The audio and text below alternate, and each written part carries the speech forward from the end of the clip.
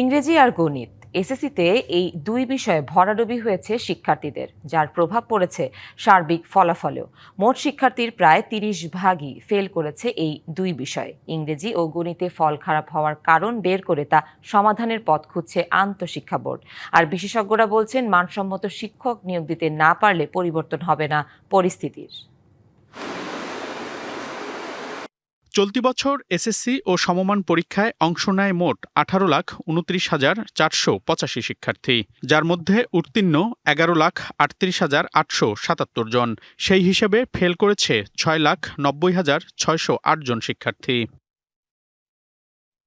Fail করা এই বিপুল সংখ্যক শিক্ষার্থীর একটি বড় অংশই আটকে গেছে ইংরেজি ও গণিতে।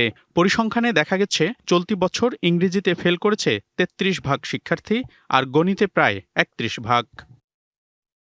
এই দুই বিষয়ে সবচেয়ে খারাপ ফলাফল হয়েছে ময়মনসিংহ বোর্ডে, যেখানে ইংরেজিতে প্রতি 100 জনে 33 জন আর গণিতে প্রতি 100 জনে ফেল করেছে 30 জনেরও বেশি। নগদ নিয়ে এলো হার না মানা হার অফার। সর্বনিম্ন 10,000 টাকা রেমিটেন্স নগদে পাঠালে থাকছে স্বর্ণের হার জেতার সুযোগ। তবে শুধু ময়মনসিংহ বোর্ডেই নয়, ইংরেজিতে বরিশাল ও সিলেট বোর্ডেও পাশের হার 70-এর নিচে। বিভিন্ন বোর্ডে একই পরিস্থিতি গণিতেও। আন্তঃশিক্ষা বোর্ড বলছে, ইংরেজি ও গণিতে পাশের হার কমার প্রভাব পড়েছে সার্বিক ফলাফলে। এই চিত্র পাল্টানোর চেষ্টায় তারা।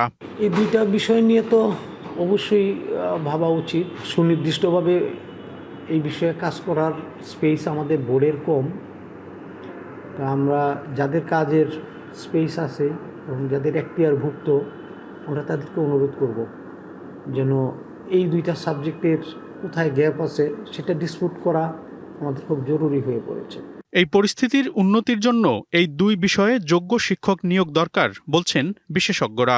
শিক্ষার গুণগত মান বৃদ্ধির জন্য শিক্ষকদের মাধ্যমিক পর্যায় থেকে শুরু করে এমপিওভুক্ত, বিশেষ করে যে শিক্ষকদের সুযোগ সুবিধা বৃদ্ধি করা, অর্থনৈতিক সুযোগ সুবিধা এবং সামাজিক মর্যাদা বৃদ্ধির বিষয়টি আমি মনে করি এই সরকার এখন পরিকল্পনার মধ্যে রেখেছেন, যে শিক্ষকদের মর্যাদা এবং শিক্ষকদের যোগ্যতা সম্পন্ন দক্ষ শিক্ষক নিয়োগ না দিয়ে কখনো গুণগত শিক্ষা প্রত্যাশা করাটা আমাদের জন্য ভুল হচ্ছে।